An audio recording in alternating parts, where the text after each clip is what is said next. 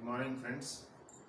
మనం భారత రాజ్యాంగ చరిత్రను గురించి చెప్పుకుంటున్నాం. మరి ఈ భారత రాజ్యాంగ చరిత్రని బిసి రావత్ 6 దశలుగా చెప్పడం జరిగింది.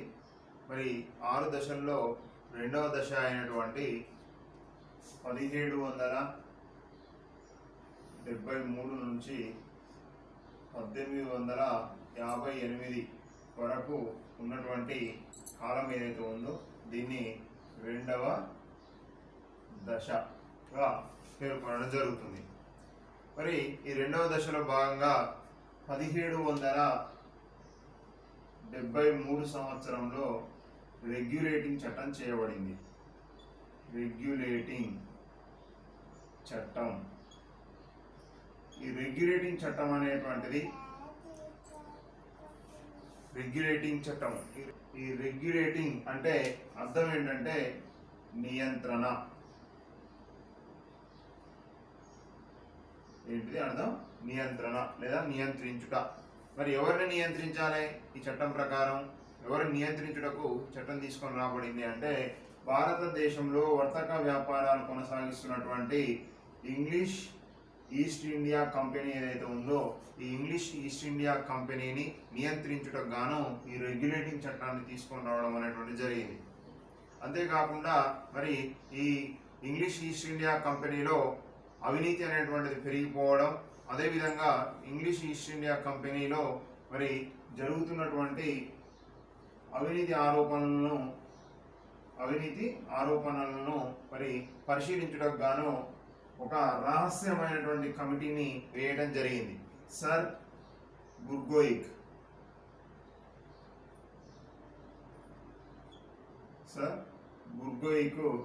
ఆధ్వర్యంలో ఒక రహస్యమైనటువంటి కమిటీ వేయడం జరిగింది. ఈ రహస్య కమిటీ యొక్క సూచనల మేరకు 1773 రెగ్యులేటింగ్ చట్టాన్ని తీసుకొని రావడం అనేటువంటి జరిగింది. ఇక్కడ బుర్గోయిక్ కమిటీ ఏదైతుందో ఈ బుర్గోయిక్ రహస్య కమిటీ, ఈ కమిటీ సూచనల మేరకు 1773 రెగ్యులేటింగ్ చట్టాన్ని తీసుకొని రావడం అనేటువంటి జరిగింది. ఈ రెగ్యులేటింగ్ చట్టాన్ని తీసుకొని వచ్చినటువంటి సందర్భంలో ఇంగ్లాండ్ యొక్క ప్రధానమంత్రి ఎవరంటే లార్డ్ నార్త్ బ్రూక్. ఎవరు? Lord Northbrook. ఈ లార్డ్ నార్త్ బ్రూక్ బ్రిటన్ ప్రధాని. ఈ లార్డ్ నార్త్ బ్రూక్ మరి ఈ యొక్క చట్టాన్ని తీసుకొని రావడం వలన ఈ చట్టాన్ని ఏమంటున్నాం అంటే రెగ్యులేటింగ్ చట్టంతో పాటుగా లార్డ్ నార్త్ చట్టం అనేటువంటి పేరుతో కూడా పిలుస్తున్నాం. మరి ఈ బ్రిటన్ ప్రధాని అయినటువంటి లార్డ్ నార్త్ బ్రూక్ ఈ చట్టాన్ని 1773 మే 18వ తేదీన పార్లమెంటులో ప్రవేశపెట్టాడు. బ్రిటన్ పార్లమెంటులో దీన్ని ప్రవేశపెట్టడం జరిగింది. ఎప్పుడు? 1773 మే 18వ తేదీన బ్రిటన్ పార్లమెంటులో ప్రవేశపెట్టబడితే ఇది 1773 అక్టోబర్ 20వ తేదీన అమలులోకి వచ్చింది. ఈ చట్టము 1773 అక్టోబర్ 20వ తేదీన అమల్లోకి రావడం అనేటువంటి జరిగింది. మరి ఈ చట్టం ప్రకారం వచ్చినటువంటి మార్పులను కనుక మనం పరిశీలించినట్టయితే అంటే ఈ చట్టంలో ఉన్నటువంటి ముఖ్యాంశాలని మనం పరిశీలన చేద్దాం. ముఖ్యాంశాలు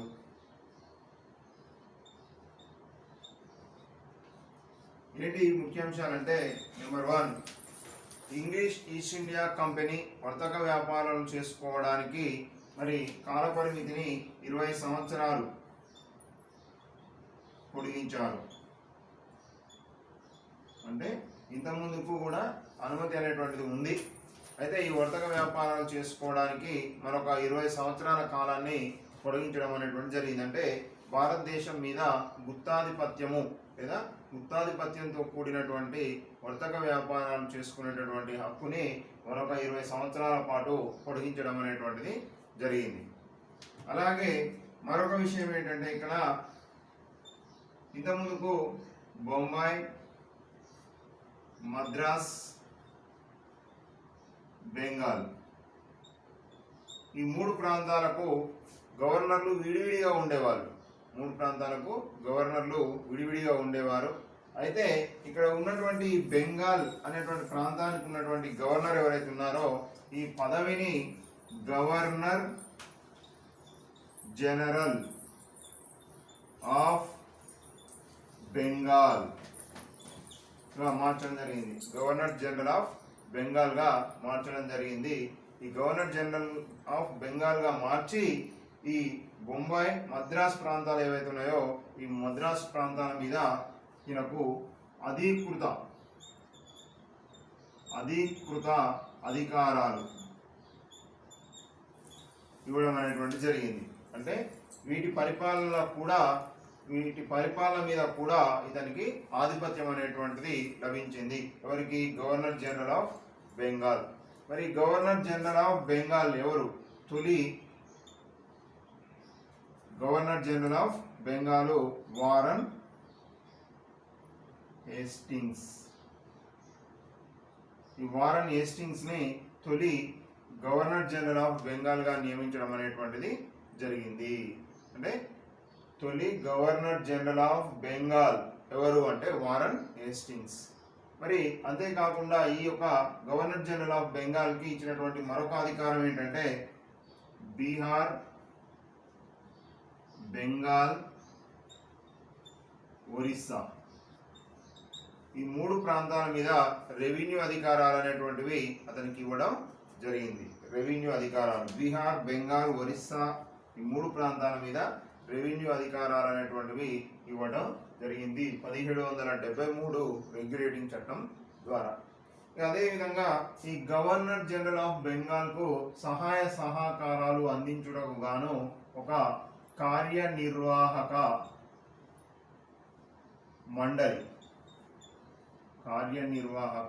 మండలి లేదా ఎగ్జిక్యూటివ్ కౌన్సిల్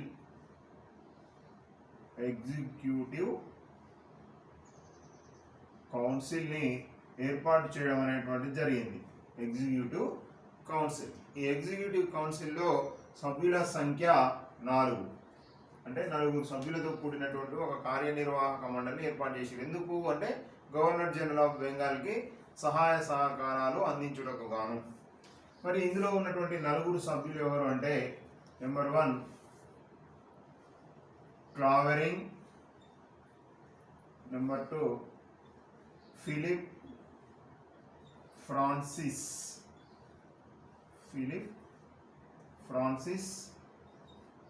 బార్వెల్, 4వ వ్యక్తి మాన్సన్. ఈ 4 సభ్యులతో కూడినటువంటి ఒక కార్యనిర్వాహక మండలి లేదా ఎగ్జిక్యూటివ్ కౌన్సిల్ ని ఏర్పాటు చేయడం అనేటువంటిది జరిగింది. అలాగే ఇక్కడ తీసుకొచ్చినటువంటి మరొక ప్రధానమైనటువంటి మార్పు ఏంటంటే సుప్రీం కోర్టు ఏర్పాటు చేయడం అనేటువంటి జరిగింది. Supreme court of జుడికేచర్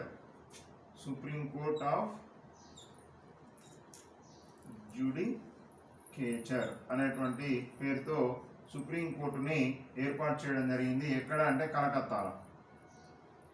కలకత్తాలోని port William అనేటువంటి ప్రాంతంలో.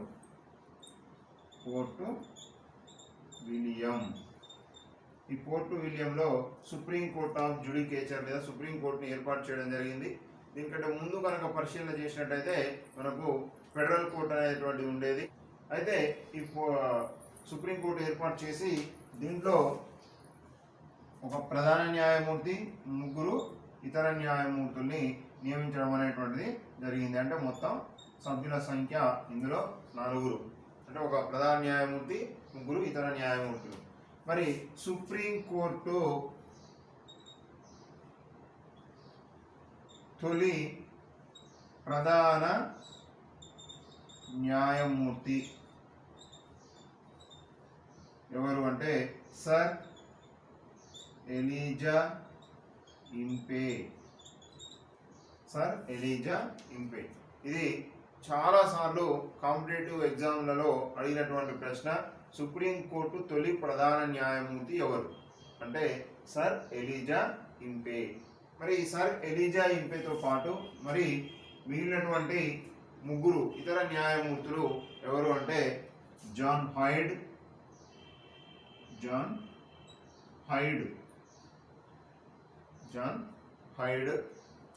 రాబర్ట్ చాంబర్,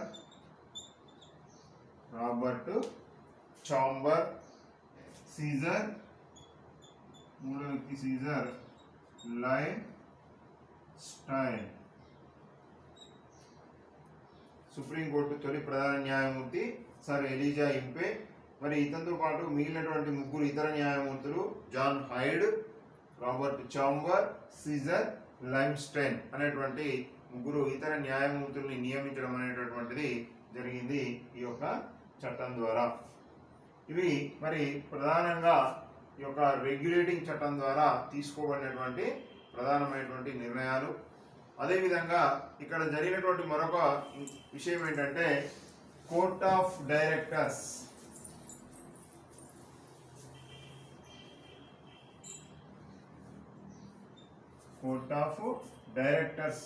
కూడా నియమించడం అనేటువంటిది జరిగింది. ఈ కోర్ట్ ఆఫ్ డైరెక్టర్స్ కూడా మరి ఈ గవర్నర్ జనరల్ ఆఫ్ బెంగాల్ ఎవరైతే ఉన్నారో ఇతనికి సహాయ సహకారాలు చేస్తూ బ్రిటన్ పార్లమెంటుకు బాధ్యత వహించేటువంటి విధంగా దీన్ని ఏర్పాటు చేయడం అనేటువంటిది జరిగింది. అయితే మరి ఈ చట్టం ఏదైతుందో ఈ చట్టం తీసుకొచ్చినప్పటికీ కూడా మరి చట్టంలో కొన్ని లోపాలు అనేటువంటివి తలెత్తడం జరిగింది. ఏంటి ఆ లోపాలంటే మనం ఇక్కడ చెప్పుకుంటున్నాం. మొట్టమొదటిది ఏంది, ఇంగ్లీష్ ఈస్ట్ ఇండియా కంపెనీని నియంత్రించడం. కానీ ఈ చట్టము ఇంగ్లీష్ ఈస్ట్ ఇండియా కంపెనీని నియంత్రించలేకపోయింది. ఈ చట్టం తీసుకొచ్చినప్పటికీ కూడా ఈ ఇంగ్లీష్ ఈస్ట్ ఇండియా కంపెనీలో పనిచేసినటువంటి వ్యక్తులు ఎవరైతే ఉన్నారో వారు లంచగొండుగా మారడం, లంచాలకు అలవాటు పడి లంచాలు తీసుకున్నటువంటి వారు దాన్ని నియంత్రించలేకపోయింది. అదేవిధంగా రెండవ విషయం ఏంటంటే ఇక్కడ మనకు కార్యనిర్వాహక మండలి అనేటువంటిది ఒకటి ఏర్పాటు చేయడం జరిగిందని చెప్పుకున్నాం 4 సభ్యులతోటి. ఎందుకు ఈ కార్యనిర్వాహక మండలి అంటే గవర్నర్ జనరల్కి సహాయ సహకారం చేయడం కోసం. కానీ ఇక్కడ ఏమైందంటే మరి గవర్నర్ జనరల్ ఆఫ్ బెంగాల్కి అదేవిధంగా కార్యనిర్వాహక మండలిలో ఉన్నటువంటి సభ్యులకు మధ్యన భేదాభిప్రాయాలు అనేటువంటివి రావడం జరిగింది. ఏదైనా నిర్ణయాలు తీసుకునేటువంటి సందర్భంలో మరి ఈ గవర్నర్ జనరల్ ఆఫ్ బెంగాల్ స్వతహాగా నిర్ణయాలు తీసుకునేటువంటి అధికారం లేకుండా పోయింది. అంతేకాకుండా మరి మద్రాసు, బొంబాయి అనేటువంటి ప్రాంతాలకు గవర్నర్లు ఉన్నారు. మరి ఈ గవర్నర్లు ఉన్నప్పటికీ కూడా వీటి పరిపాలన అనేటువంటిది గవర్నర్ జనరల్ ఆఫ్ బెంగాల్కి అధీకృతం చేయడం కారణంగా ఈ మద్రాసు, బొంబాయి గవర్నర్ జనరల్లకు అదేవిధంగా గవర్నర్ జనరల్ ఆఫ్ బెంగాల్కి మధ్యన భేదాభిప్రాయాలు అనేటువంటివి తలెత్తడం అనేటువంటిది జరిగింది. ఈ విధంగా మరి సమస్య అనేటువంటిది ఏర్పడ్డది. మరి అదేవిధంగా ఇంకొక ముఖ్యమైనటువంటి విషయం ఏంటంటే సుప్రీం కోర్ట్ ఆఫ్ జ్యుడికేచర్ లేదా సుప్రీం కోర్ట్ అనేటువంటిది ఏర్పాటైంది. అదేవిధంగా కార్యనిర్వాహక మండలి అనేటువంటిది ఎగ్జిక్యూటివ్ కౌన్సిల్ అనేటువంటిది ఏర్పాటైంది. అయితే ఈ రెండింటి మధ్యన అధికారాల విభజన విషయంలో స్పష్టమైనటువంటి విభజన అనేటువంటిది లేదు. అంటే కార్యనిర్వాహక మండలి ఎటువంటి అధికారాలు నిర్వర్తించాలి, అదేవిధంగా సుప్రీం కోర్ట్ ఆఫ్ జ్యుడికేచర్ అనేటువంటిది ఎటువంటి మరి విధులు నిర్వర్తించాలనేటువంటి విషయంలో అధికారాల విభజన అనేటువంటిది లేకపోయింది. ఇక్కడ అంతా కూడా కొంత సమస్య అనేటువంటి తలెత్తింది. అంటే కార్యనిర్వాహక మండలికి సుప్రీంకోర్టుకి మధ్యన కూడా అభిప్రాయ భేదాలు అనేటువంటివి రావడం జరిగింది. ఈ విధంగా మరి ఈ 1773 చట్టం ఏదైతుందో చట్టం వల్ల కొంత మంచి జరిగినప్పటికీ కూడా కొంత లోపాలు అనేటువంటివి కనిపిస్తున్నాయి. ఇక్కడ చెప్పుకోవడం మర్చిపోయిన మరొక విషయము, వారన్ హేస్టింగ్స్ అనేటువంటి వ్యక్తి ఎవరైతే ఉన్నారో ఈ వారన్ హేస్టింగ్స్ ఈయనకు ప్రభువు అనేటువంటి బిరుదు ఉంది. ఇతడు భారతదేశంలో కలెక్టర్ అనేటువంటి పదవిని సృష్టించాడు. కలెక్టర్ అనేటువంటి పదవిని సృష్టించినటువంటి వ్యక్తి లేదా తీసుకొచ్చినటువంటి వ్యక్తి ఎవరంటే వారన్ హేస్టింగ్స్. ఈ కలెక్టర్ అనేటువంటి పదవి ఏదైతే ఉందో ఇది ఫ్రాన్స్లోని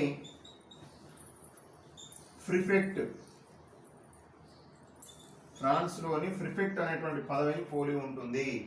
ఇది కూడా ఎన్నోసార్లు కాంపిటేటివ్ ఎగ్జామ్స్లో అడిగినటువంటి క్వశ్చన్. భారతదేశంలో ఉన్నటువంటి కలెక్టర్ అనేటువంటి పదవి ఏ దేశంలోని పదవితోని పోల్చబడింది అంటే ఫ్రాన్స్లోని ప్రిఫెక్ట్ పదవితోని పోల్చడం అనేటువంటిది జరిగింది. అంతేకాకుండా ఈ వారన్ హేస్టింగ్స్కి సంబంధించి బ్రిటన్ పార్లమెంట్ యొక్క అభిశంసనకు గురి అయినటువంటి గవర్నర్ జనరల్ ఆఫ్ బెంగాల్ ఎవరు అంటే వారన్ హేస్టింగ్స్. అంటే ఈ వారన్ హేస్టింగ్స్ని ఏం చేశారు, బ్రిటన్లో పార్లమెంటు అనేటువంటిది అభిశంసనకు గురి చేసింది.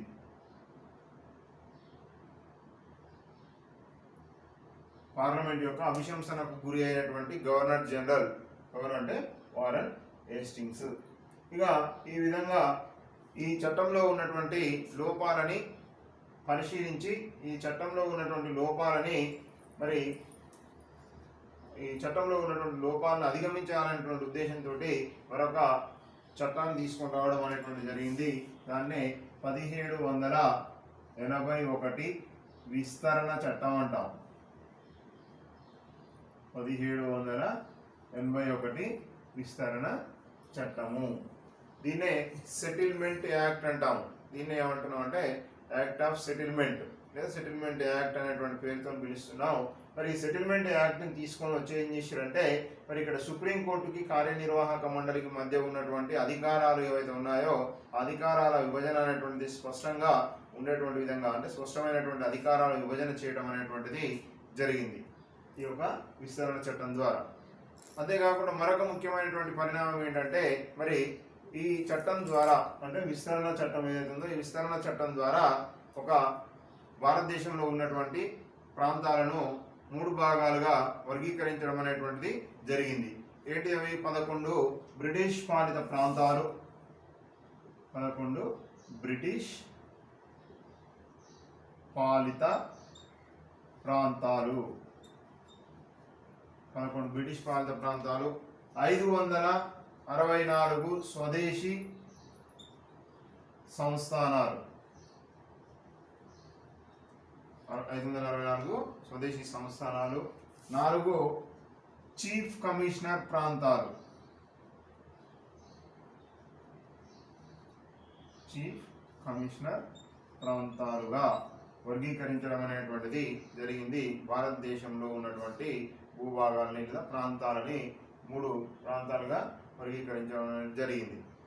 ఇక ఇక్కడ ఇంకొక ముఖ్యమైనటువంటి విషయం ఏంటంటే 73 సంవత్సరంలో తీసుకొచ్చినటువంటి రెగ్యులేటింగ్ చట్టం ప్రకారం మొఘల్ చక్రవర్తులకు వ్యతిరేకంగా విదేశీ పాలన అనేటువంటిది ప్రారంభమైంది అని చెప్పుకోవచ్చు. ముఖ్యమైనటువంటి విషయం ఏంటంటే ఈ యొక్క రెగ్యులేటింగ్ చట్టం ఏదైతే ఉందో దీన్ని తొలి భారత లిఖిత చట్టము, తొలి భారత రాజ్యాంగ లిఖిత చట్టం అని కూడా అనొచ్చు. అంటే తొలి భారత రాజ్యాంగ చట్టంగా కూడా చెప్పుకోవచ్చు. మ్యాగ్నా కార్టా, మ్యాగ్నా కార్టా అనేటువంటి పేరుతోటి చెప్పడం జరుగుతుంది. అంటే తొలి భారత రాజ్యాంగ లిఖిత చట్టము అని చెప్పుకోవడం జరుగుతుంది. ఇది 1773 రెగ్యులేటింగ్ చట్టం. 1784 ఫిట్స్ ఇండియా చట్టం. మరి 1773 రెగ్యులేటింగ్ చట్టంలోని లోపాలని సవరించుటకు మరి 1784 సంవత్సరంలో మరొక చట్టాన్ని తీసుకొని రావడం జరిగింది. దాన్నే ఫిట్స్ ఇండియా చట్టం అని చెప్పడం జరుగుతుంది. మరి ఎందుకు ఈ చట్టాన్ని ఫిట్స్ ఇండియా చట్టం అంటున్నామంటే ఇక్కడ బ్రిటన్ ప్రధానమంత్రిగా ఉన్నటువంటి వ్యక్తి ఎవరంటే విలియం ఫిట్స్. విలియం ఫిట్స్ అనేటువంటి ఈయన బ్రిటన్ ప్రధాని. ఇతని ఆధ్వర్యంలో చట్టం తీసుకొని రాబడ్డది కాబట్టి దీన్ని ఫిట్స్ ఇండియా చట్టంగా చెప్పుకోవడం జరుగుతుంది. మరి ఫిట్స్ ఇండియా చట్టాన్ని డూమ్డాస్ ఫాక్స్ అనేటువంటి ఆర్థిక వేత్తల సహకారంతో తీసుకొని రావడం అనేటువంటిది జరిగింది. డూమ్డాస్ ఫాక్స్ అనేటువంటి ఆర్థికవేత్తల సహకారంతో ఈ యొక్క చట్టాన్ని తీసుకొని రావడం జరిగింది. కాబట్టి దీన్ని డూమ్డాస్ బిల్లు అని కూడా అంటాం. డూమ్డాస్ బిల్లు అనేటువంటి పేరుతో కూడా పిలవడం జరుగుతుంది ఈ యొక్క చట్టాన్ని. ఎందుకంటే డూమ్డాస్ ఫాక్స్ అనేటువంటి ఆర్థికవేత్తల సహకారం తీసుకోవడం జరిగింది కాబట్టి. 1784 సంవత్సరంలో మరి తీసుకొని రావడం అనేటువంటిది జరిగింది. జనవరిలో బిల్లు ప్రవేశపెట్టడం అనేటువంటిది జరుగుతుంది. మరి ఈ విధంగా ప్రవేశపెట్టినటువంటి ఈ బిల్లు ఏదైతే ఉందో దీనిలో కొన్ని కీలకమైనటువంటి మార్పులు తీసుకొని రావడం అనేటువంటిది జరిగింది ఫిట్స్ ఇండియా చట్టం ద్వారా. ప్రధానంగా ఏంటిది ఇందులో తీసుకొచ్చినటువంటి మార్పులు అంటే ఇక్కడ బోర్డ్ ఆఫ్ కంట్రోల్ అనేటువంటి ఒక నూతనమైనటువంటి పదవిని ఏర్పాటు చేయడం అనేటువంటి జరిగింది. లేదా బోర్డ్ ఆఫ్ కంట్రోల్ అనేటువంటి పేరుతోటి ఒక వ్యవస్థని నెలకొల్పారు. దీంట్లో 6 సభ్యులు ఉంటారు. 6 సభ్యులు కలిగినటువంటి బోర్డ్ ఆఫ్ కంట్రోల్ని ఏర్పాటు చేశారు. మరి ఒకరు ఇందులో కార్యదర్శి లేదా ప్రెసిడెంట్, అదేవిధంగా రెండో వ్యక్తి ఖజానా ఛాన్సలర్. మరి మూడో విభాగంలో 4 సభ్యులు ఉంటారు. 4 సభ్యుల్ని ఏర్పాటు చేయడం అనేటువంటిది జరిగింది. మరి ఈ 4 సభ్యులు అదేవిధంగా కార్యదర్శి ఖజానా ఛాన్సలర్ మొత్తం కూడా సుమారుగా 6 సభ్యులతోటి బోర్డ్ ఆఫ్ కంట్రోల్ని ఏర్పాటు చేయడం అనేటువంటిది జరిగింది. మరి ఇక్కడ ఉన్నటువంటి కార్యదర్శి ఎవరైతే ఉన్నారో ఈయన బ్రిటన్ పార్లమెంటుకు ప్రతినిధి.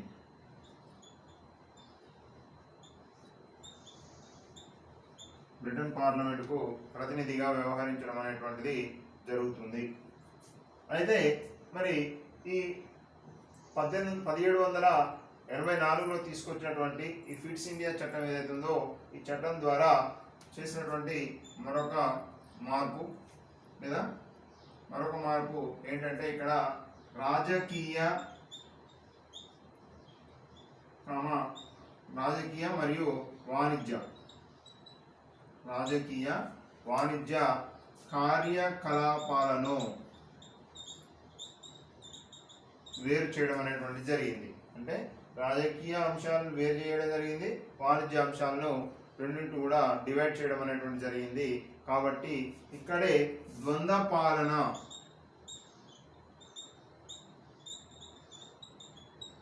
పాలన అనేటువంటిది ప్రారంభమైనట్టుగా చెప్పుకోవచ్చు. ద్వంద్వ పాలనకు నాంది ప్రస్తావనగా దీన్ని చెప్పుకోవచ్చు 1784 ఫిట్స్ ఇండియా చట్టాన్ని. అంతేకాకుండా ఈ 1784 ఫిట్స్ ఇండియా చట్టం ఏదైతే ఉందో ఈ చట్టం ప్రకారము గవర్నర్ జనరల్ ఆఫ్ బెంగాల్, ఈ గవర్నర్ జనరల్ ఆఫ్ బెంగాల్కు మద్రాస్, బొంబాయి ఈ ప్రాంతాలు ఏవైతే ఉన్నాయో ఈ ప్రాంతాల మీద అధికారాలు అనేటువంటివి ఇంకా ఎక్కువగా పెంచడం అనేటువంటిది జరిగింది. అంటే గవర్నర్ జనరల్ ఆఫ్ బెంగాల్ యొక్క అధికార పరిధిని మద్రాస్, బొంబాయి మీద ఇంకా ఎక్కువగా, అంటే 1773 ప్రకారమే అధికారాలు ఇచ్చారు, కానీ ఇక్కడ ఇంకా మరింత పెంచడం అనేటువంటిది జరిగింది దాని యొక్క అధికారాన్ని. అంతేకాకుండా మరి మరొక ముఖ్యమైనటువంటి అంశం ఏంటంటే మనం చెప్పుకున్నటువంటి బోర్డ్ ఆఫ్ కంట్రోల్తో పాటుగా 1773 సంవత్సరంలో కార్యనిర్వాహక మండలి అనేటువంటిది ఏర్పాటైందని చెప్పుకున్నాం. ఎగ్జిక్యూటివ్ కౌన్సిల్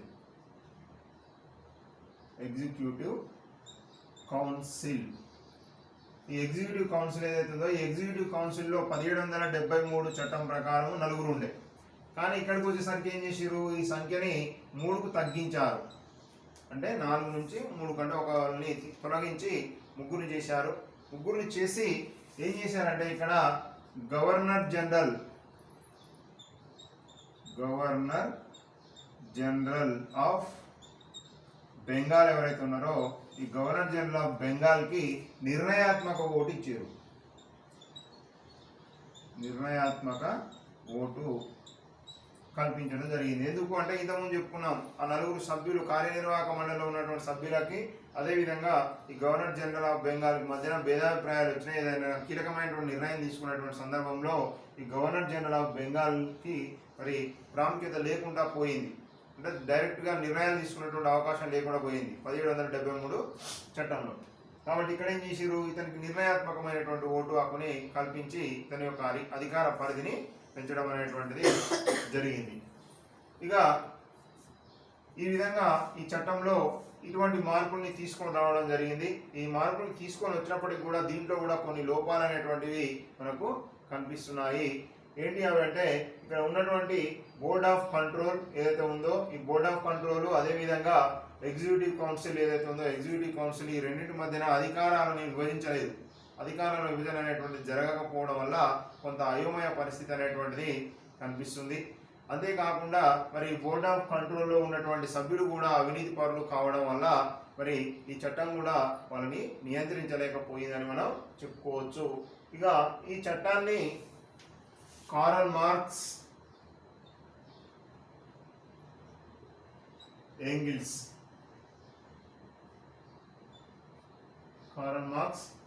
అనేటువంటి వ్యక్తులు విమర్శించడం అనేటువంటి జరిగింది. ఏమని విమర్శించారంటే, భారతదేశంలో కొల్లగొట్టినటువంటి ధనాన్ని పంచుకోవడానికి తీసుకువచ్చినటువంటి చట్టంగా ఈ యొక్క ఫిట్స్ ఇండియా చట్టాన్ని పేర్కొన్నారు.